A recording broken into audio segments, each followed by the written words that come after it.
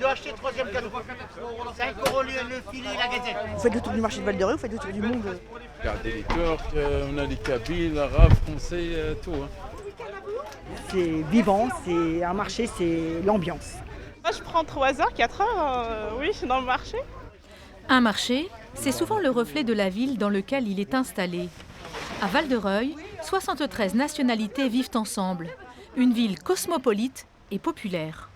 Beaucoup ont leurs habitudes et ce depuis fort longtemps, comme Samy, le pizzaiolo. Je suis né ici, déjà, je suis né à Val-de-Reuil. En étant tout jeune, je me promenais avec ma mère, on faisait le tour du marché pour faire le plein de courses. Et ensuite, plus les années passent, plus j'étais un peu plus vieux et puis je faisais le tour du marché avec des amis. Et voilà, maintenant, je suis aujourd'hui ici, je suis installé à ce marché pour justement vendre mes produits. Bon appétit, à la prochaine. Un peu plus loin, nous rencontrons Sylvie et son mari Alain. Cela fait 17 ans qu'ils viennent ici. Maraîchers à marteau, ils sont les seuls producteurs locaux du marché. Les clients, ils vous prennent des grandes quantités? Des grandes quantités. L'été, ils viennent avec, ça peut être 40, 50 kilos de tomates pour une famille. Ça peut être, on ramène leurs grands choux plats qui font farcis. Ils viennent, c'est 20, 30, 40 choux. Les autres commerçants sont des revendeurs.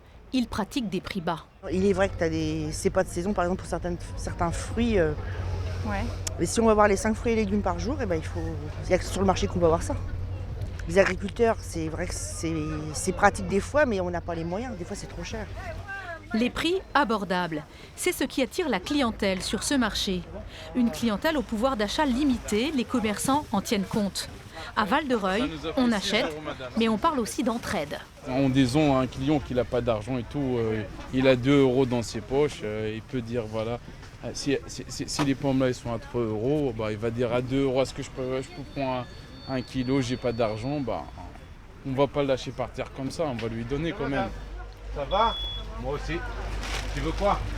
Chez Mohamed, le poissonnier, encore une fois ce vendredi, la maison fait crédit. Au moment de payer, cette cliente est un peu juste. Il y a 2 solutions.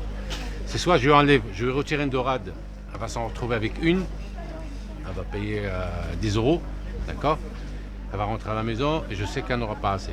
Elle était trop contente, elle m'a dit, t'inquiète pas Mohamed, la semaine prochaine, je viens. Donc je suis sûr qu'elle va venir et ça ne me pose aucun problème puisque les gens, je les connais. Et c'est des gens très sérieux. Et quand ils reviennent, les gens, Ils payent.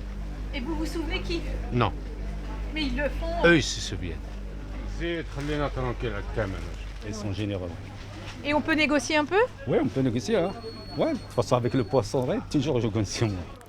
La tradition du négoce, la tradition du marché tout court, se transmet ici à chaque génération.